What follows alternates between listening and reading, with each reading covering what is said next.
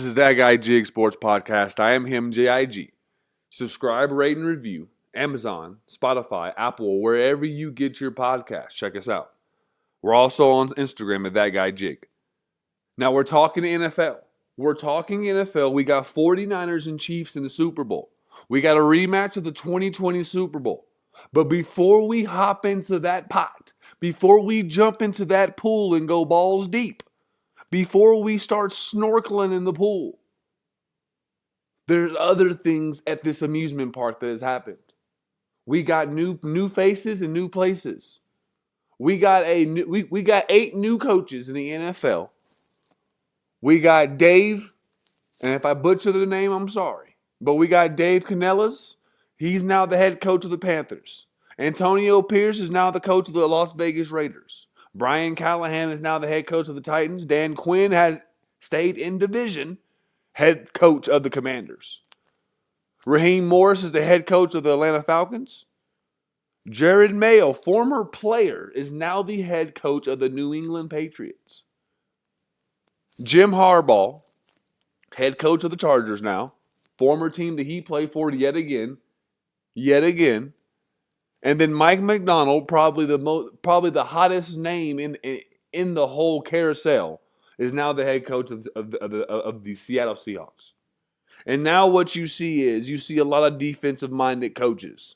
There's a lot of defense being played in the NFL. That's what the mindset is of some of these teams. So I personally like the hires. I've been hearing a lot about people talking, oh, the greatest coach didn't get a job.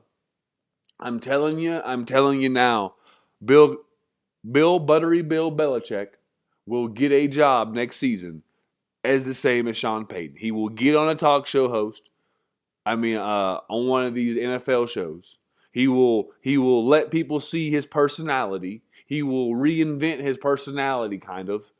He will show people his football genius. He'll be able to catch up with the game as far as how it's changing culturally. How the athlete has changed mentally. He'll be able to step away from it because sometimes you get a better view of something when you step back. So James Harden step back and he'll look at this and he'll figure it out. And next year, he will have his pick of at least 3 contenders that will want his services as head coach. Because I'm here to tell you, the Buffalo Bills, the Eagles, the Dallas Cowboys, those are just 3 contenders that I can think of right now. The Saints. These are teams that will probably move on from their head coach if they do not make the run that the ownership or the GM sees fit. I don't think it's as much as him being a GM is the problem as people think. I think it's kind of GMs want to know, owners want to know, are you in touch with the times? Because so far in Bill Belichick's career, he's been a closed door. He's been a closed book. This isn't 1950, 1960s where, you're just coaching and boom. That's why Dan Campbell has such a great rapport with his players. That's why the world loves Dan Campbell. That's why everyone was a Lions fan. Because of how he is with his players, how he shows you emotion. The guy walks around like he could literally break cinder blocks with his elbows. But yet he's emotional. He gives you emotion. And that's why people love Dan Campbell. And that's why the world was rooting for the Lions. And since we're talking about the Lions, Dan, kick a fucking field goal. What are we doing? What are we doing? And this isn't all on Dan Campbell, folks. Quick sidebar. This isn't all on Dan Campbell. Ben Johnson, listen, it's a good thing he is coming back. Because he shit the bed too. As an offense, your job is to score points. If it's 3, if it's 7, if it's 8, if it's 6, your job is to score points. When you do not score points, you do not do your job. And that is what happened in the second half. You can't tell me any different. That whole organization thought it was over, and they shit the bed. They shit the bed. You score 31 points in the first half.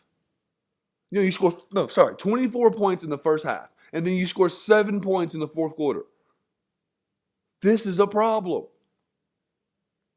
We can blame Dan all we want, but at the end of the day, the play calling in the second half was different. It was different. So I'm glad to see them all bringing it back, running it back. Because like Dan said, there's no guarantee you can get back. It's going to be harder because teams are going to get better. Everyone in that division will be better. Dan Campbell is 100% right. And once again, why I love him, he's keeping it real. There's no guarantee they get back. The Packers will be better. Hopefully the Lions can retain and be better. The Vikings will be better. The Chicago Bears are looking to make a splash here, folks. Will they be better? That is to be determined, but that division should be better. And that's what it's about. Growth. So now you see some of these new places with new faces. So all these coaches should be getting their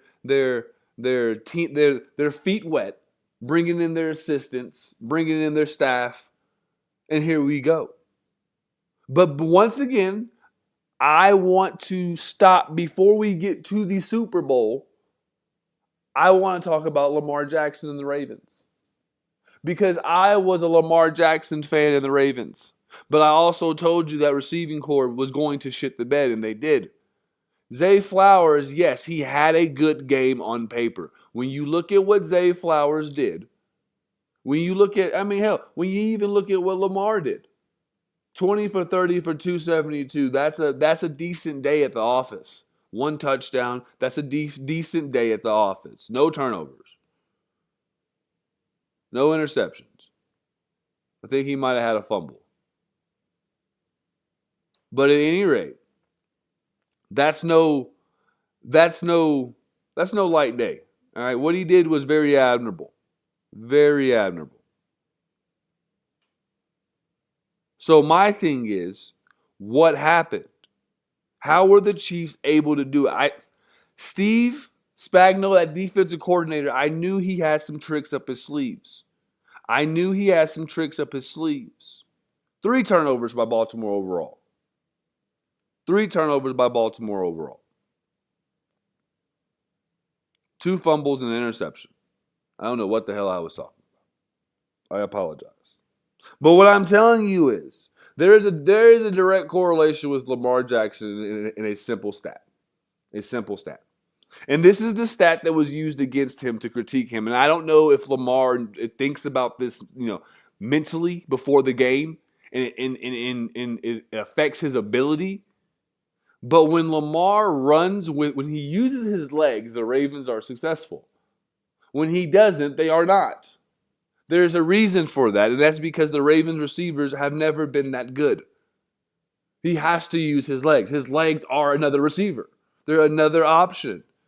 Because he's not going to get the production that he needs to drop back 37 fucking times. 37 times is wild for Lamar Jackson. Pat Mahomes, cool. Josh Allen, cool. Tua, all right. Dak, all right. These are guys that have the facilities to really throw the ball around. The Ravens do not. Besides a couple busted coverages, I don't know. You take away those 3 turnovers, though, I do know something. Hey, that's a big deal. 3 turnovers is a big deal. But the stat that I'm talking about, like I said, is rushing. Listen, when they played the Texans, Lamar Jackson had 152 yards passing and 100 yards rushing. He accounted for 4 total touchdowns. They won that game. In 2020, they played the Titans. Lamar Jackson had 100 yards passing and 100 yards rushing. They won that game. The only time they've lost with him going 100 and 100 is in 2019 versus the Titans, when he threw for 365 and ran for another 140. But other than that, they win. That game, he also had turnovers. Turnovers have always been a problem for Lamar. 6-6, 6 throwing touchdowns and 6 interceptions. That is a problem. You cannot win with that, especially in the postseason. That's why he has to use his legs more. He has to run more. At the end of the day, if no one's there, you have to run. I understand that they were blitzing every gap, manning up, and that's disrespectful. Once again, as a wide receiver, you don't let someone say, I'm going to go man to man, bring the house with no safety help. That is fucking ridiculous. As a wide receiver,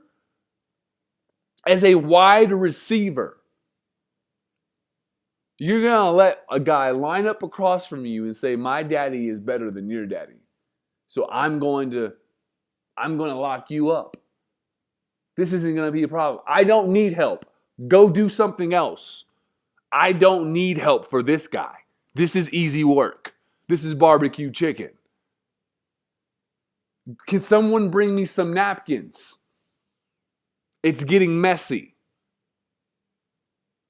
And Lionel don't see no better way.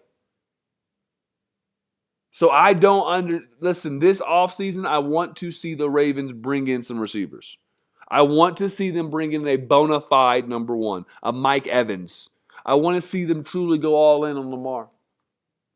I want to see them put a legit number one wide receiver around Lamar Jackson. Not an old Odell Beckham. Not Nelson Aguilar. Not a wasted first-round draft pick in Rashad Bateman. Not a return specialist in Devin Duvernay. Tylan Wallace. Zay Flowers is a great wide receiver. He is a number 2. He is a number 2 wide receiver, just like Hollywood Brown. Now they may be number 1 in their offenses right now, but in a perfect situation, they are a number 2 wide receiver. If Zay Flowers is your number 2, if Zay Flowers is actually working in the slot where he belongs, wow. If you have a receiver that's a nice abled body that can get off a press, they can stretch to the top of the defense vertically. Devontae Adams, Mike Evans, T. Higgins, Calvin Ridley. These are receivers that they could bring in immediately and then move Zay Flowers to the slot and let him go ham with Mark Andrews running the intermediate routes. Who's stopping that? Who then has the balls to go zero coverage, bring the house, make Lamar, get the ball out quick? If he can't, we have every gap, every assignment filled, causing a smothering act, keeping him in the pocket where he is the least effective. I'll say that again, where he is the least effective. I didn't say he was not effective. I said he's the least effective. Out of all his arsenal, if you're going to beat Lamar Jackson, keeping him in the pocket is how you do it. And Steve Spagnuolo just gave you a fucking masterclass. And where did he get it from? Flores, down in Miami. Brian Flores. That's where he got it from. Copycat league. You just got to have the test. And then after that, all you got to do is watch the film and find the answers. The Baltimore Ravens have got to bring in a number 1 receiver. And Lamar Jackson has got to put the pride aside. And at the end of the day, to win a Super Bowl, you have to be able to do what you do best. And my friend Lamar, that is run the football. That is one of your best abilities, my friend. That's not your greatest ability, but that's one of your best abilities. Look at Pat. Pat does it all the time. How many times have we seen Pat Mahomes scramble and run and get 15, 20 yards, you know? Pat Mahomes, low-key, has a very, very, very strong rushing resume. Patrick Mahomes runs a lot more than what people want to believe. Because he knows what he has to do to get to the chip. Sometimes you can't just sit back and throw it. You just can't sit back and throw it. Over his last 4 seasons, Patrick Mahomes averages over 400 yards rushing per season. I know that doesn't seem like a lot, but it is. It is. And Lamar Jackson has more than that. Double than that. But in the postseason, he doesn't use it. It's like he puts his legs up in the closet. No, bud, let's get those out. Let's bring these legs out. Please. They cannot stop it. The proof is in the pudding, Lamar. You're 2-1 when you rush for over 100 yards. You are 0 when you don't. The proof is in the pudding. You have to do what works in the playoffs. It's not about the analytics. The analytics is what got the fucking Detroit Lions beat. It ain't about the analytics. It's about simple, keeping it simple. Whatever works, works. We are going to do what works. If it don't work, we're not going to do it in the playoffs. We had 17 weeks to try it out. For 17 weeks, Lamar, you won MVP. For 17 weeks, you used those legs. In the playoffs in the NFL, when you get the bye week, you got division, conference, Super Bowl. They played 2 games. They had 1 more game. You got to use those legs, bud. Who cares? Who cares? Who cares? I don't care if you have to run the ball for 160 yards. If Lamar was able to run the ball versus the Chiefs a little bit more, and not the turnovers did it too. The turnovers did it too. But if he was just able to run the ball, if he would have did that more, the Chiefs would have been on their heels a lot more. Their offense wouldn't have been on the field as much, and they would have been able to make plays. Remember, the Ravens have the best secret weapon in the NFL. His name is Justin Tucker. He's the greatest kicker to ever walk this little green thing we call the earth. So he only has to get so far from the field goal post before he's knocking it in, before he's knocking on heaven's door. But at any rate, moving on from the Ravens, let's talk about this Super Bowl. We got Brock Purdy, the game changer. We got the game changer of the decade. The 49ers are finally healthy. They weren't healthy the last time. Last year, I'm talking about last year, they weren't healthy. And here we go. 49ers versus the Chiefs. They got Christian McCaffrey now. Things are different. People are moving a little bit different. This is going to be a good game.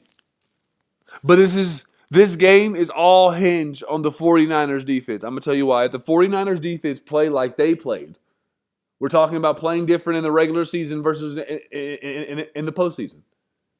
If the 49ers defense played like they did in the regular season, right now, they are ranked 9th out of 14. There's 14 teams that make the playoffs, including the wild card. They're ranked 9th.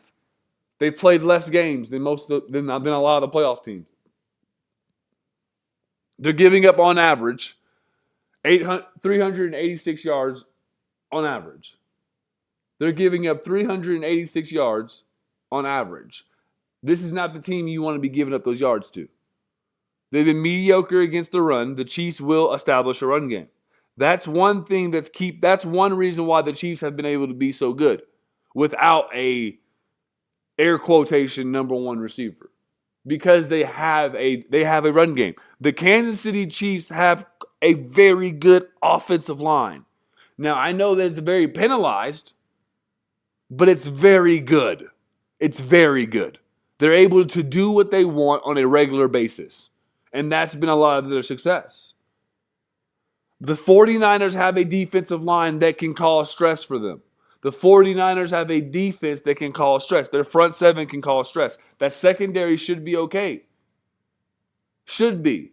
But they're not going against a normal quarterback. They're going against probably going to be, could be, he's on pace to be the greatest quarterback of all time. This is his 4th Super Bowl appearance on the other side. He's been here 4 different times. So it's going to be, I don't know, hard. It's going to be very erect. This is going to be an erect job to beat Patrick Mahomes. This Chiefs offense is a well-oiled machine. They know what they want to do. It doesn't matter what you do defensively. They know what they want to do. And what they want to do is show 15 their numbers or give 15 a window. Because 15 is going to put the ball where it needs to be. It ain't going to go anywhere but where it's supposed to go. The guy has ice in his veins. He throws ropes. If Kelsey can get lost in the sauce again, and like they did versus the Ravens, look for them to try to match him up. If Kadarius Toney, which I do predict that he will be active this game, you don't need him versus the Ravens. Versus the Ravens, it's more of a matchups game. You're not trying to match up for them, man for man, as much as I'm trying to find the mismatch on them. As much as I want to get Kelsey matched up with corners. As much as I want to put 2 tight ends out there and run a bunch of screens to Rashee Rice because Rashee Rice is a bigger receiver, and once he gets his momentum, he turns into a running back. Now you have Travis Kelsey, you have Humphreys, you have all these guys pulling. These linemen are pulling out to the outside on these open air boys. It's going to be very interesting. With the 49ers, you're going to need a little bit more finesse. You're going to need a little bit more speed. So I predict Kadarius Toney plays. I know there's a big old spiel about he wasn't hurt and they were just blah blah blah. This is a matchup game. This is chess, not checkers. Like I said, we go with what works, not what we think will work. This is the playoffs. This is the Super Bowl. This is the Super Bowl, folks. This is it. This is why you risk your life. This is why you risk CTE. This is why. This is why they do what they do. This is why they didn't go out and party in high school. This is why they were at, training year round for this moment, the Super Bowl. The Super Bowl. This is it. So we don't go with what we think is going to work. We go with what will work. And I just see success coming from this 49ers defense. I think they wake up. I think they wake up and kind of smother them a little bit. I think the biggest difference for the 49ers from this time and last time is Christian McCaffrey. Christian McCaffrey is Tommy Egan. If you haven't seen Power, I suggest you watch it. But Tommy Egan is that guy. When Tommy Egan walks in, people don't, let's get serious. We don't know how this is going to go. This can go left, it can go right, but it's going to go away. It just depends on him. And that's who Christian McCaffrey is. Because I'm going to tell you something. If the Chiefs try that similar thing that they tried with the Ravens, they will get ate alive because you can't do that to Debo. You can't do that to Brandon Ayuk. Those guys will get off. I wish you would. George Kittle will get off. Debo Samuels would smile, oh my goodness, from ear to ear if you go man free, bring the house, no safety help, because you think Brock Purdy can't do it. He's proven that he can and will. I think this 49ers team is going to do it. I think the defense is going to wake up. But guess what? I got a whole week to change my mind. I got a whole week. And this is That Guy Jig Sports Podcast. I am him, J-I-G. Subscribe, rate, and review. And I'm not through. There's so much to unravel with this game. Because the matchup, the 49ers really have the superior talent as far as athletes. Offensive line. Look at, they have him. They got Trent Williams. Big Trent. That's probably one of the greatest offensive tackles, offensive linemen we've seen in the past 10 years, man. Athletically, the way he moves, the way he pulls. The guy is putting people on their backsides in front of their families. The guy's hungry. So I see a lot of success from the 49ers. But the Chiefs are the Chiefs, as we clearly see. As we clearly have seen. You bet against Pat Mahomes, you get your back broken. And so far, he's over here breaking backs. Chiropractors need to be called. Backs need to be worked out. Feet need to be to backs because backs are broken. So will he do it again though? Because I just don't see the 49ers offense doing what the Ravens offense did. The Ravens offense really did relay a stinker. And they got to think about that for a long time before they get to strap it on and play football again. And I hope that really just marinates. I hope it marinates on them like a nice brine, because that is what you need. With a good brine, you need time to think about what the hell you just did and how you just shit the bed at a home game in the playoffs. And now watch Brock Purdy go out there and get this chip. The guy who gets the most shit talked about him, about being a game changer, about being a game manager, about not being this, about not being that. He's about to get a Super Bowl because his defense is not going to let him down, and he has superior talent around him. You give Lamar Jackson the 49ers skill positions, and you see what I'm talking about. But this is That Guy Jig Sports Podcast. We're out of here. This is 3 of 3. I'll see you next week. This is 3 of 3. I'll see you next week. And this is That Guy Jig Sports Podcast. I am him, JIG. Peace.